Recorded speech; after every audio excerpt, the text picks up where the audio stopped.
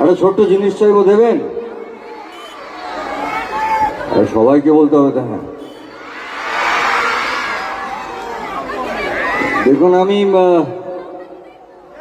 আমি হাত জোর করে একটাই জিনিস চাইবো। আমি হাত জোর করে একটাই জিনিস চাইবো, যে আপনারা বহু বছর ধরে আপনারা আপনাদের প্রসেনজিৎকে ভালোবেসে এসেছেন, আশীর্বাদ দিয়ে এসেছেন। আজ হাত জোর করে একটাই জিনিস চাইবো, যে আপনারা আপনাদের প্রসেনজিৎকে আশীর্বাদ করবেন, যাতে জীবনের শেষ দিন অবধি শুধুমাত্র আপনাদেরকে আনন্দ দিয়ে যেতে পারি। এইটুকু আশীর্বাদ আজকে আপনাদের সবার কাছ থেকে আমার চাওয়া।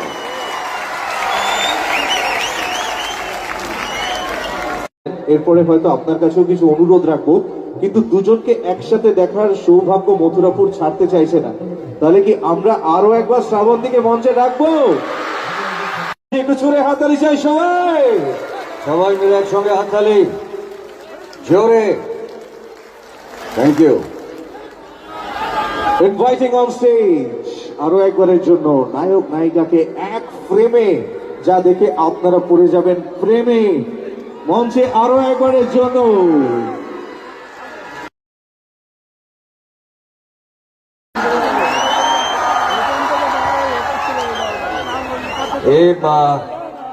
আমি একটু আগে বলছিলাম যে আপনাদের আশীর্বাদ, যারা আমাকে পছন্দ করেন, যারা আমাকে 30-35 বছর ধরে ফলো করে এসছেন, পছন্দ করেন না? করেন? আচ্ছা, তাহলে কি এটা জানেন যে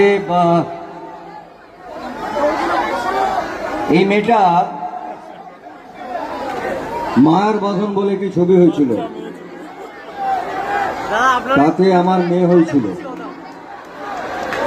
আর আপনাদের আশীর্বাদে গত 2 বছর আগে কৌশিক গাঙ্গুলির একটি ছবি কাবেরীর অন্তর্ধানে আমার নায়িকা হয়েছিলেন। আর আগামী মে